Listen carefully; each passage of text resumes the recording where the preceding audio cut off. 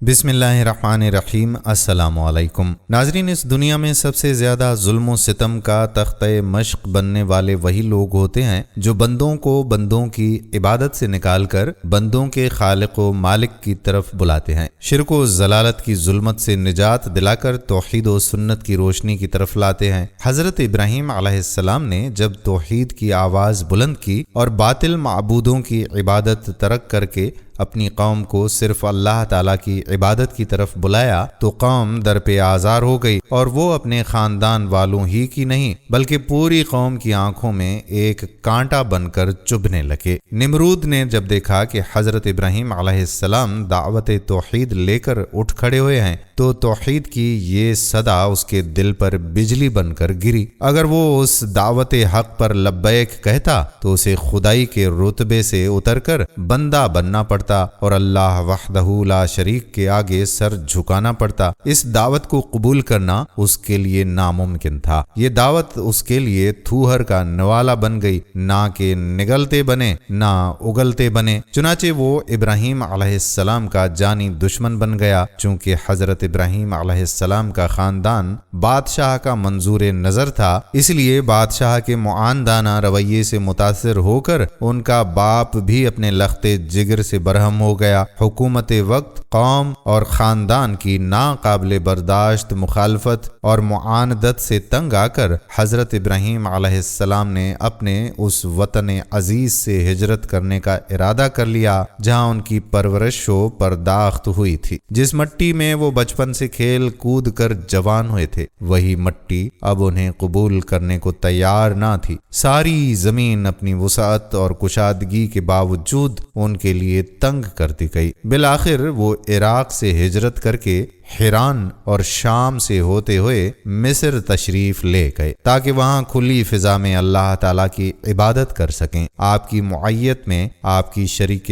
حیات سیدہ سارہ نے بھی، جو آپ کی چچا زاد بہن بھی تھیں، ہجرت کی۔ وہاں مصر کے بادشاہوں کو اطلاع دی گئی کہ ایک نو وارد آدمی یہاں آیا ہے اور اس کے ساتھ اس کی بیوی بھی ہے جو بہت ہی حسین و جمیل ہے۔ بادشاہ نے سیدھا سارہ کو بلایا اور غلط نیت سے اپنا ہاتھ ان کی طرف بڑھایا، مگر اس کا ہاتھ اللہ تعالیٰ نے آگے بڑھنے سے روک لیا۔ یہ حرکت اس نے 3-4 بار کی، مگر ہر مرتبہ پہلے سے کہیں سخت گرفت ہوتی۔ چنانچہ وہ گھبرا سا گیا اور حضرت سارہ علیہ السلام کی کرامت کا اندازہ کر لیا۔ پھر اس نے اپنے درباریوں سے یوں کہا کہ تم لوگوں نے میری خدمت میں کسی جنیا کو پیش کیا ہے، اس کو ابراہیم کے پاس لے جاؤ اور اس کی خدمت کے لیے ہاجرہ کو بھی دے دو۔ سیدہ سارہ ہاجرہ کے ساتھ حضرت ابراہیم علیہ السلام کی خدمت میں واپس آئیں اور آپ کو سارے واقعات سے آگاہ کیا۔ یہی وہ ہاجرہ ہیں جو فلسطین میں آ کر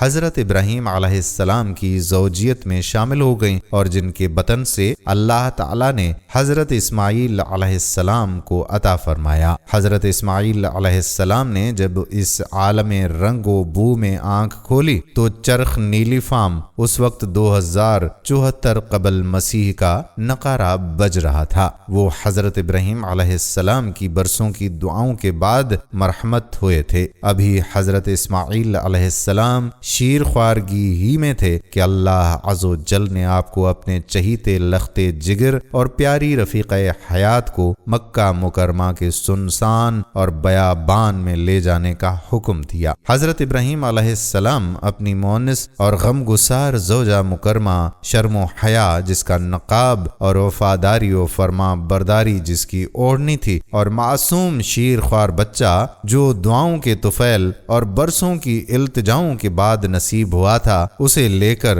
اس تاریخی سفر کا آغاز فرماتے ہیں اور چلتے چلتے ایک ایسے خطۂ زمین پر پہنچتے ہیں جو خاردار جھاڑیوں سے گھرا ہوا تھا اور ہر سو خشک و بے آب و گیاہ گھاٹیاں جلوہ نما تھیں۔ وہاں آپ علیہ السلام نے اپنی رفیق حیات اور فرزند ارجمند کو زمزم والی جگہ پر ایک درخت کے نیچے بٹھا کر آرام کرنے کی تلقین فرمائی اور واپس چل پڑے۔ ان دنوں وہاں نہ تو کوئی آبادی تھی، نہ کہیں پانی کا نام و نشان تھا، اور نہ ہی زندگی کی بقا کا کوئی ظاہری وسیلہ نظر آتا تھا۔ البتہ اطراف و کناف میں قبیلہ جرہم آباد تھے، جس کے ساتھ آگے چل کر حضرت اسماعیل علیہ السلام رشتہ ازواج میں منسلک ہو گئے۔ حضرت ابراہیم علیہ السلام اپنی رفیق حیات اور اپنے لخت جگر کے گزر بسر کے لیے ایک تھیلی میں کچھ کھجوریں اور ایک مشکیزے میں تھوڑا سا پانی چھوڑ کر الوداعی سلام کرتے ہوئے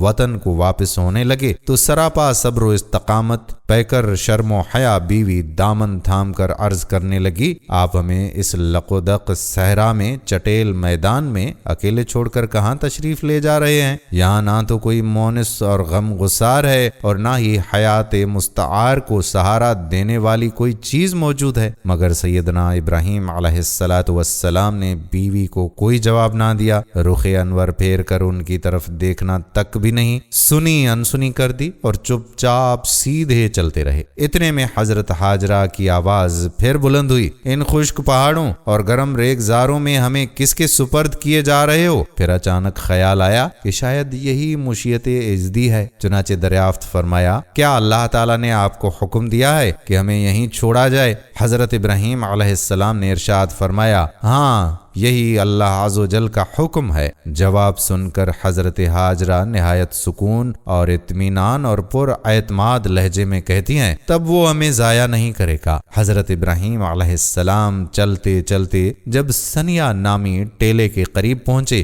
جو ان دنوں شبی کا محلہ کی جانب واقع ہے، اور انہیں یقین ہو گیا کہ ہاجرہ ان کی نگاہوں سے اوجھل ہو چکی ہیں، تو بیت اللہ کی طرف رخ کر کے انتہائی عجز و ساری سے یہ دعا مانگنے لگے، اے ہمارے پروردگار، میں نے اپنی اولاد کو تیرے محترم گھر کے قریب ایک غیر زرعی چٹیل میدان میں لا بسایا ہے۔ اے ہمارے رب، یہ اس لیے کہ وہ نماز قائم کریں، پس تو لوگوں کے دلوں کو ان کی طرف مائل کر دے اور انہیں پھلوں کا رزق عنایت فرما تاکہ یہ شکر گزاری کریں۔ اب حضرت ابراہیم علیہ السلام اللہ تعالیٰ کے حکم کی تعمیل پر شاداں و فرحان مکہ کی سرزمین سے اپنے وطن کو واپس ہوتے ہیں اور اپنے معصوم بچے اور عفت شعار بیوی کو صرف اور صرف اللہ کے سہارے وہاں چھوڑ جاتے ہیں۔ حضرت ابراہیم علیہ السلام نے کھجوروں اور پانی کی شکل میں جو کچھ توشہ زندگانی چھوڑا تھا بہت جلد ختم ہو گیا۔ اب پیٹ کی آگ بجھانے کے لیے نہ تو کھجور کا ایک دانہ ہے اور نہ پیاس ختم کرنے کے لیے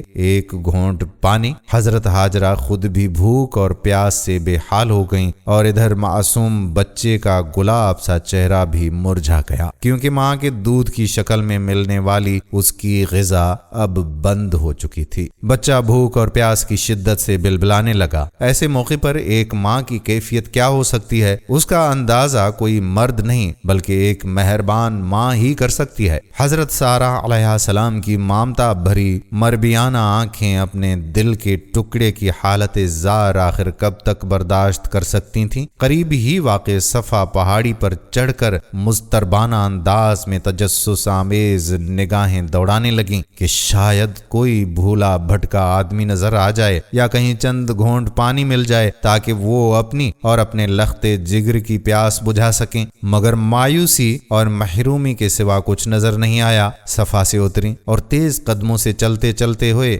وادی کو عبور کر کے مروہ پہاڑی پر چڑھ گئیں۔ یہاں بھی چاروں طرف نگاہیں دوڑا کر جائزہ لیا، مگر مایوسی اور محرومی سے ہی پالا پڑا۔ چنانچہ دوبارہ صفا کی طرف چل پڑی۔ صفا اور مروہ کے درمیان تھوڑا سا نشیبی حصہ تھا، اسے دوڑ کر طے کیا۔ اسی طرح سے صفا اور مروہ کے درمیان 7 مرتبہ آتی جاتی رہیں اور ہر چکر کے دوران میں اپنے لخت جگر کو بھی آ کر دیکھ جاتی۔ بچے کی حالت زار دیکھ کر آپ کے غم اور اندوہ میں اضافہ ہوتا جا رہا رہا تھا۔ سیدہ ہاجرہ کا یہ عمل اللہ رب العزت کو اتنا پسند آیا کہ اس نے تا قیامت حجاج کرام کے لیے صفا اور مروہ کے اس درمیانی حصے میں چلنا حج اور عمرے کا رکن قرار دے دیا۔ اس سراپا تسلیم و رضا خاتون کے اس عمل کی یاد ہمیشہ کے لیے مناسک حج کا حصہ بن گئی، جو ایک پیغمبر کی بیوی اور دوسرے پیغمبر کی والدہ ہیں۔ ہمارے پیارے آقا صلی اللہ علیہ وآلہ وسلم نے فرمایا، حضرت ہاجرہ کے اس عمل ہی کے سبب لوگوں پر صفا و مروہ کے درمیان سعی کرنا واجب کیا گیا۔ 7ویں مرتبہ جب حضرت ہاجرہ نگاہیں دوڑاتی ہوئی مروہ پر پہنچی تو اس بار انہیں ایک آواز سنائی تھی۔ وہ آواز کی طرف ہماتن گوش ہو گئیں، اتنے میں دوبارہ آواز سنائی تھی۔ وہ آواز کی طرف پھریں اور کہنے لگیں، تمہاری آواز مجھ تک پہنچ چکی ہے، اگر تم میری کوئی مدد کر سکتے ہو تو کرو۔ یکا یک ان کی نظر سامنے پڑی، ایک فرشتہ ان کے لخت جگر کے قریب کھڑا تھا۔ وہ جبرائیل علیہ السلام تھے۔ انہوں نے اپنی ایڑی زمین پر رگڑی، بعض روایات کے مطابق انگلی سے اشارہ کیا یا پر مارا تو اللہ تعالیٰ کی قدرت سے پانی کا چشمہ ابلنے لگا۔ سیدہ ہاجرہ اپنا مشکیزہ بھرنے لگیں، پانی مسلسل ابل رہا تھا، خود بھی نوش کیا اور لخت جگر کی بے چینی کا درمان بھی کر لیا۔ جب مشکیزہ بھر گیا تو خیال آیا کہ کہیں یہ پانی ادھر ادھر بہہ کر ضائع نہ ہو جائے، چنانچہ وہ جلدی جلدی چشمے کے ارد گرد بند باندھنے لگیں اور زبان سے زم زم کہنے لگیں، جس کے معنی ہوتے ہیں ٹھہر جا ٹھہر جا۔ پھر یہی اس کا نام پڑ گیا۔ نبی کریم صلی اللہ علیہ وآلہ وسلم نے فرمایا کہ اللہ تعالیٰ حضرت اسماعیل علیہ السلام کی والدہ پر رحم کرے، اگر وہ پانی یوں ہی چھوڑ دیتی اور روک نہ لگاتی تو زمزم ایک جاری نہر کی شکل اختیار کر لیتا۔ سبحان اللہ۔ دوستو، یہ ہے اللہ پاک پر توقع، اور اللہ جسے چاہے اسے بلند مرتبہ عطا فرماتا ہے۔ اللہ سے دعا ہے کہ اللہ تعالیٰ